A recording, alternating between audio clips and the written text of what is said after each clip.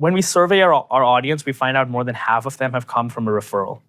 Not a trackable referral, but just I heard about it from a friend, which is good because that lets you get away with a lot of stuff if people like you enough to talk about you. There is no exact playbook for growth. Interesting, I love that. I think a lot of times your growth is dictated by the market. Word of mouth, though important, does not work when you don't have any customers. I'm Dave, and get ready to scale or die. What's up, Growth Nation? Dave here, and welcome back to Scale or Die, the show where we uncover proven strategies from the CEOs and growth experts behind some of the world's fastest growing startups. In this episode, we have a lot to go over. We've got Ankur Nagpal here with us, the CEO of Teachable and founder of Teachable. Yep. For those of you guys that don't know, Teachable is a fast-growing platform that allows entrepreneurs to create and sell their own online course. In 4 short years, Teachable has grown to over $1 million of monthly revenue, and they will help their creators sell close to $190 million in courses this year. Yep.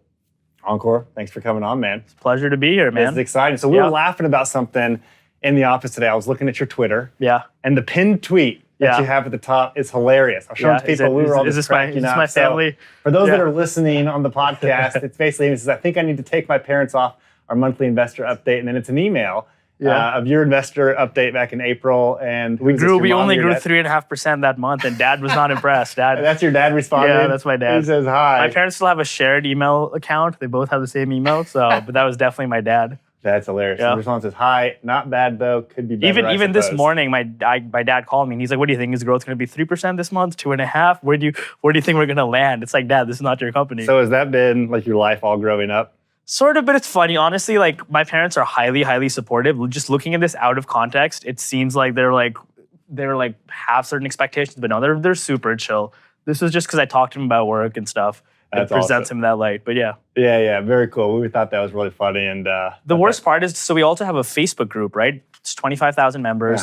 And it's both awesome because we connect with our customers. Sometimes it turns into like everyone like pouring love at us.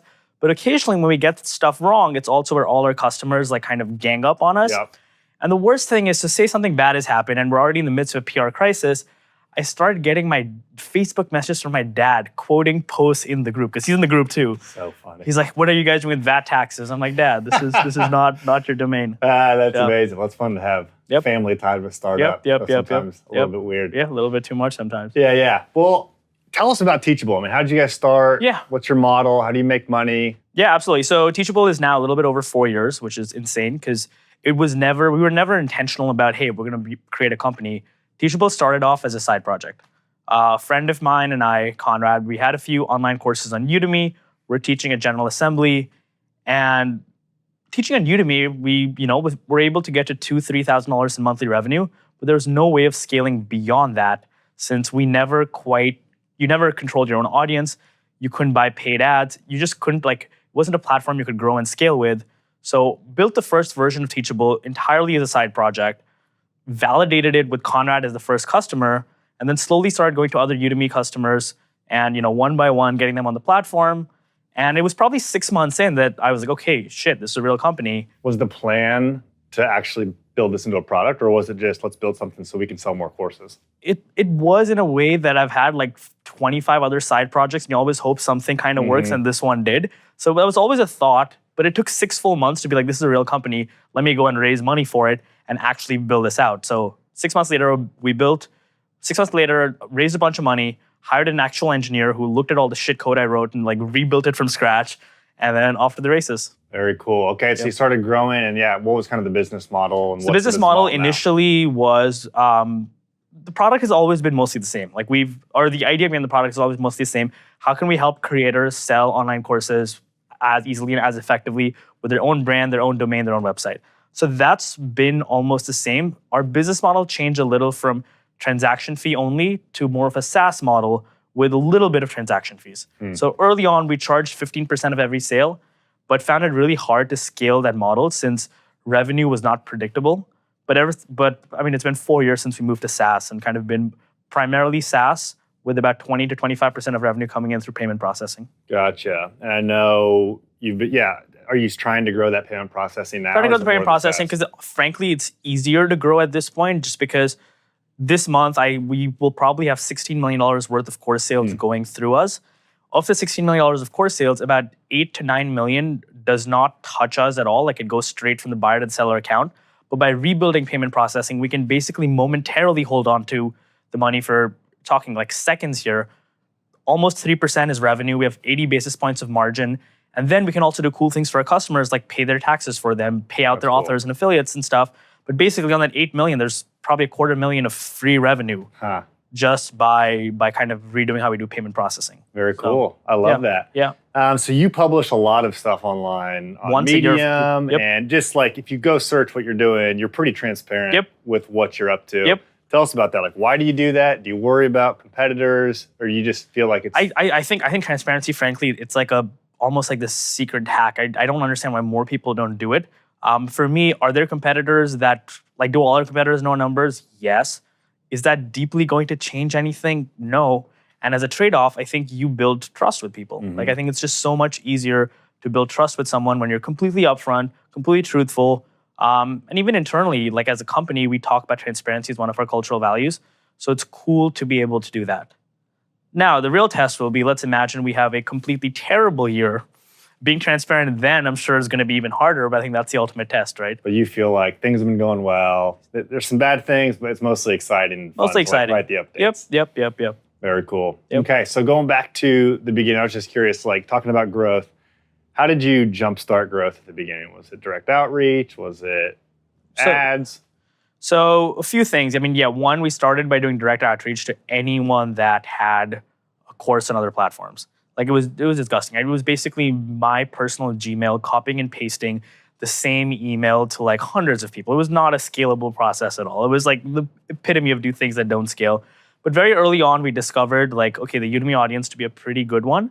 And it coincided with Udemy changing their pricing policy to, earlier they would give instructors 70%, they changed it to 50-50. So it created this uproar of people really mad, which was kind of a perfect storm because we had just started, we had a product, people were talking about us, then Udemy just went and pissed off all their instructors.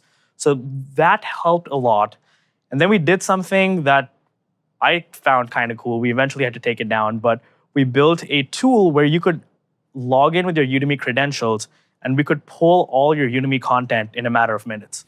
So all of a sudden, activation and onboarding became really, really fast because instead of uploading all these courses, you can log in with your Udemy credentials and pull in all your data, and you can have like 6 courses ready to go right there, Amazing. One button and launch. So that helped a lot in the early Why years. did Udemy have like an export API, or did you guys we just used their API. just did it? Yeah, we just used their API.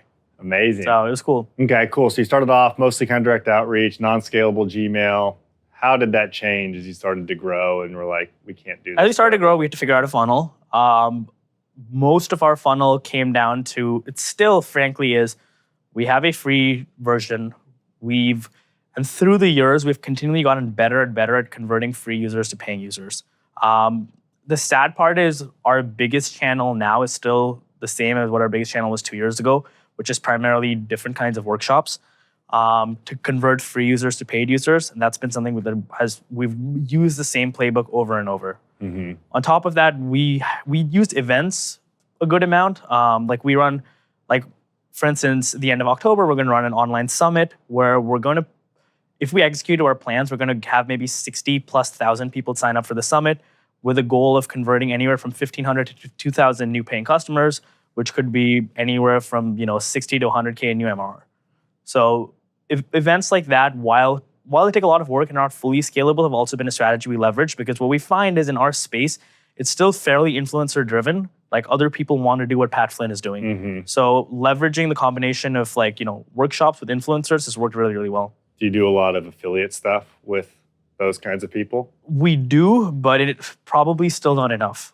That's still something that I think is easy pickings for a while longer, and we just haven't, for internal reasons, gotten our stuff together enough to do as much of that. Yep. And then I've seen you and your team at several different conferences. Has that been kind of a growing channel for you guys? Conferences help, but look, our basic economics are a customer, we make $70 a customer a month. So conferences work, but with conferences, what? You're going to get 10 customers, 15 customers. You're not going to get, very often we think about, okay, how do we get 500 customers? So conferences help. They're absolutely ROI positive, but I wouldn't say they're like a primary driver of business growth. So why do you guys go there? Why do you think it's worth it? It's still net positive in a way that like we get to meet our community, which is really, really cool. 2, we get to meet a lot of other influencers and promoters in this space. 3, it's also helpful, right? Like we met at a conference. It's also helpful to see what other people are up to, fostering relationships, and just like almost makes it more human, like makes the connection a lot more human than looking at your creators as someone that you just interact with online. Yeah. So we still do a bunch of conferences. Yeah, very cool. Love it. Okay, well now we've got our first recurring segment of the show. Sweet. This is my favorite. This is a game show inside of an interview, which I don't know if anybody else is doing. Yeah. And this is called Which Test Won. And so basically how it works is you're going to be able to win some money here. So I'm going to show you 3 different A/B tests. Yeah. You're going to take a look and decide which one you think actually outperformed How much money are we going to win? Well, it's not a lot, but it's something here. So for the first 2, if you get them right, you're going to win $20 each one. And the third one is going to be worth double. So it's going to be worth $40. So $80 total. Yep. And we're going to donate that to a charity of your choice. You chose Charity Water. Sweet. And we'll make that in your name depending on how you do. So you ready? Yep, you confident? Let's do it. You get to look at many A/B tests. And are you like in the weeds on the growth marketing? I don't think we need A/B tests because my instincts are so good. So this will be fine. Good. Well, we will see how good your instincts are. Okay, so number 1, this is one that we've run internally. And these were kind of 2 different headlines and websites. And so our goal here was to increase form submissions and get people to like start a trial. On the left-hand side, our headline is more specific. It's, hey, marketer, did you know that one using proof on your site could start increasing leads and sales by 10% in less than 10 minutes. The one on the right is a headline without conversions, without numbers, or with, we use the word conversions, but we don't use numbers, and we say instantly boost your website conversions with social proof. Which one of these do you think converted better? That one on the right. The one on the right, and why do you think that? I think it's also the placement of it, like the other, like it's centered. It draws your eye to entering your email address. All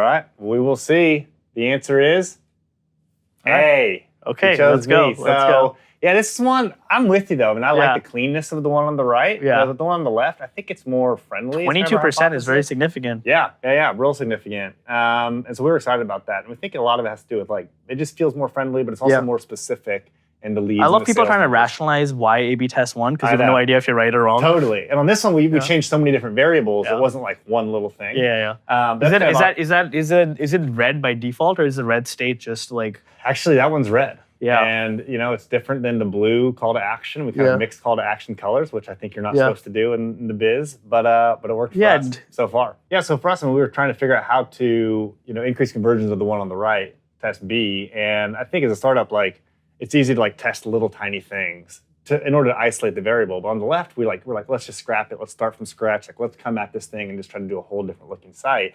And that ended up working because we were going for a big lift. And so I feel like sometimes you like sacrifice knowing exactly what happened just because we don't have enough traffic to test every little detail. Yep, makes sense, man. We don't A/B test a lot just because very often the things we work on are so fundamental that A/B testing is almost a luxury. We don't have time for. Yeah. Like we need to like increase things like 2 or 3x, which is not going to happen with A/B testing. Yeah, so true. Exactly.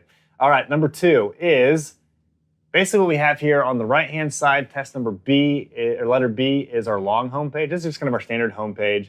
And then test A, we said, well, what if we shortened this thing up? What if we made a really short one, put everything above the fold to try to get people to start, less distraction. Actually, I saw Nathan Barry of ConvertKit had a homepage like this. Right, let's go try it. Which one do you think won? Short homepage, but who knows? I have no faith in my instincts anymore. All right, short homepage. Why do you say that? Because what's the ask, right? I think when you're trying to sell, long makes sense because it's a big ask. You're trying to get someone to give you money. Here, you're trying to get someone to enter their email. Yep. So. All right. Well, we will see which one won. The answer is B. Actually, A had the short homepage had a 42% decrease in new account signups. So what do you count as a new account sign up here? So that was actually going all the way through and not just email. Okay. Going all the way through. I think there was a slight decrease in actually entering their email on this first page as well. But I'm sorry. I'm sorry, Charity Water. We spent a lot of time on this page here, and it actually decreased, which is frustrating. But at least we tested it and just shipped everything over to it. All right, and then last one is worth $40. So there's still hope for Charity Water. There's still hope. Water out there. So this one is one that we found online, an example, and the goal was to increase click-throughs to the next step. So test A is basically a sales page, and they just go straight for the content. Test B was the content was pushed down, and they had a big list of testimonials, at the top to kind of warm you up, I guess, and show you other people that have done this. So really social proof was added to the one on the right, test B. Which one do you think won? The first one. First one? Content first, no testimonials?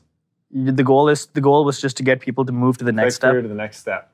And yeah, I think the way the testimonials are is people could just bail because it's harder to get to the next step. Okay. All right. Well, we will see. How do you feel? Not confident at all anymore. All right. The answer is adding the testimonials actually 0 out of increased 3. it. So 0 for 3. 0 out of 3. But these are tough ones. These are the toughest ones we've one. actually run. Test B actually has benefit-focused testimonials where each pain point is kind of attacked by different testimonials that try to kind of overcome the obstacles. And so I guess adding that out of the 17% increase in button clicks, which is pretty sweet. Sweet. Yeah, the quality and service, colors never fade. Yeah.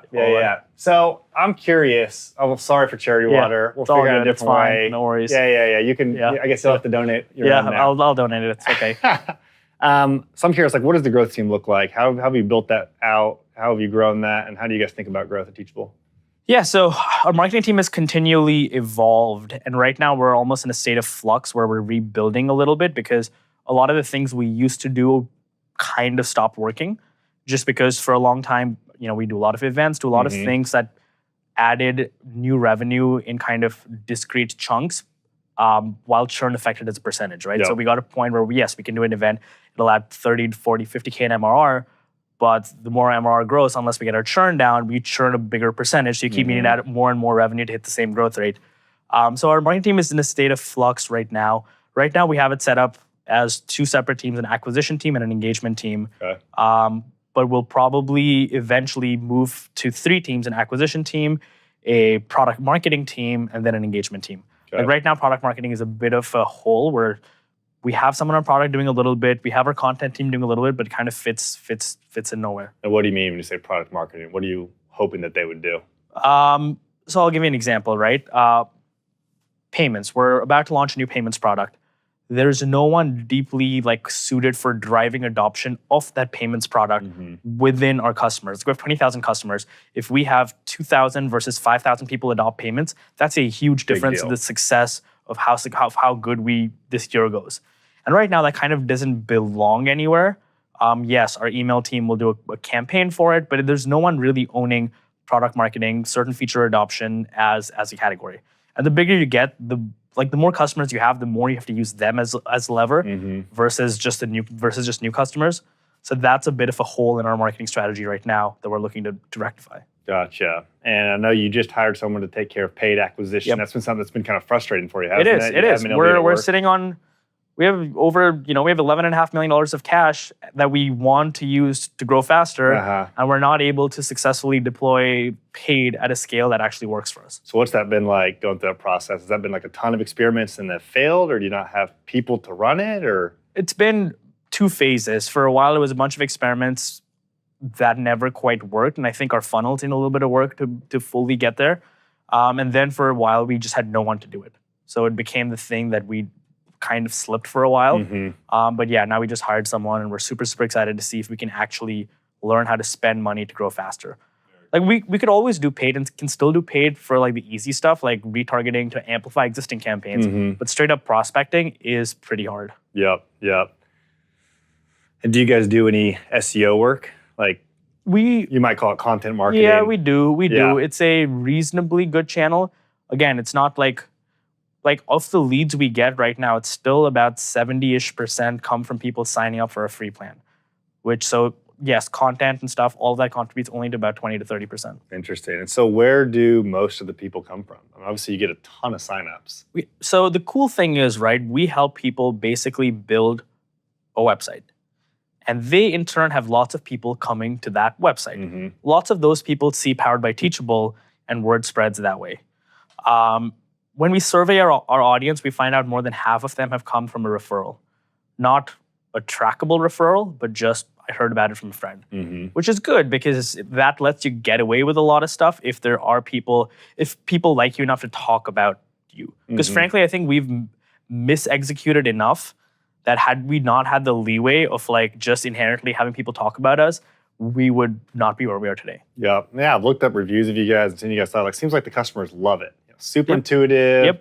super happy. Yep. And so I think that's probably what drives most of it, isn't it? Yeah, I think focusing on the customer is almost like, from a marketing perspective, a get out of jail card, where like, yes, your funnels can be a little bit less tight, your acquisition program can be a little bit less tight if people actually derive value from it. And on the other hand, like, we also help people earn a living, so it's very close to them, which is something I always remind the team as well. Like, it's a pretty big responsibility. I mean, people are entrusting us with their livelihood for a lot of them. So that just makes the connection that much closer. Yeah, very cool. So you've learned a lot. Yeah. What's something that you have learned and believe about scaling a SaaS company? It's maybe counterintuitive or different than what a lot of people are talking about out there. Yeah, I mean, so it depends on what world you're coming from, but the biggest mistake I see I don't think you guys are guilty of it, but I almost think like you and I might be the exception here, but especially in Silicon Valley, the whole pervasive myth of like, just build a beautiful product and growth will come. I think there's a tremendous value in like being very, very, very intentional about growth. And again, it sounds obvious, but I've invested in a few companies and I'm seeing other people do it, and a lot of people don't.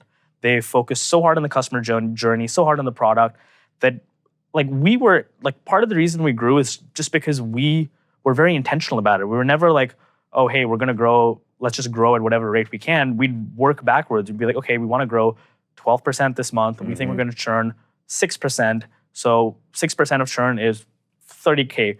So that means we need to add 84K in new revenue. Okay, let's break it down. Out of 84K, we think we're gonna get 16K from, like, we'll try and account for every single dollar of growth before the month begins.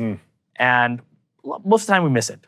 But when we miss it, we know why. We can be like, okay, fine, these webinars underperformed. We thought this would happen here, that happened there. But we're very, very intentional. We try and account for every single dollar of growth before the month in which it's supposed to get. All right, man. Well, we are in the fourth quarter. Sweet. We are coming to a close here. Wanted to give you what I call the Salty Six. Okay. The Salty Six is 6 fairly rapid fire questions we want to ask you just to get to know you better, learn about what you're learning about, and have a little fun. So you ready? Yep. These can be intimidating. Yep, let's do this, But man. I hope they won't That's be. why we have editing. So. That's why. All right, number 1. What do you do for fun? Play sports. What do you play? I've been doing different leagues at different times. I just learned how to play softball for the first time because I grew up playing cricket. I thought I would be an international cricketer. Sadly, life never worked out. I was good enough to play the under. Similar swing? Very different. So my softball swing is actually very effective because it's super, super ugly. It's like a cricket swing, but no one places catchers there. Like, it's just like, it's this bizarre, like, I will like charge down, but it's very effective. So. All right. So I played sports, softball. Very cool. Yep. What's the best business conference you've gone to? Probably MicroConf. I went this year. It was pretty good, but I will caveat it with, I am not specifically a conference person. Like, that's not my learning style. Cool. What podcasts do you listen to? Is it bad that I don't listen to any? That's fine. Yep. That's an answer. What book are you reading right now? What's on your nightstand? I'm reading fiction right now. I'm reading Kurt Vonnegut's book, Timequake. Cool. I used to read a lot of business books. Lately, I've been reading a lot of fiction just because I look at it as almost an alternative to TV. Yep. It's a time to switch my mind off. And you read that like at night before bed? Yep. Very cool. Michael Jordan or LeBron? LeBron. Why? Because, more contemporary, right? Like Jordan you read about, that's before my time. He's history. Yeah. All right, and then what one person would you like to invite to a dinner party, dead or alive? Who would be super interesting for you? The Weeknd. Why? Because I totally will fanboy over The Weeknd. I just want to be friends with him. That's all I want. That's amazing. I love that. Well, all right, folks. There you have it. Ankur, thanks so much for coming, man. Absolutely. It's been great. If people want to look you up and find out what you're doing, where can they find you? Teachable.com, man. Teachable.com? Yep. Teachable.com. Yep. Go sign up. Check out the webinar. Get activated. Yeah. Upgrade. You're off to the race? Yeah. All right. Well, there you have it. The Weeknd. If you're listening, go to Teachable.com. Make a new friend. Hey, Abel.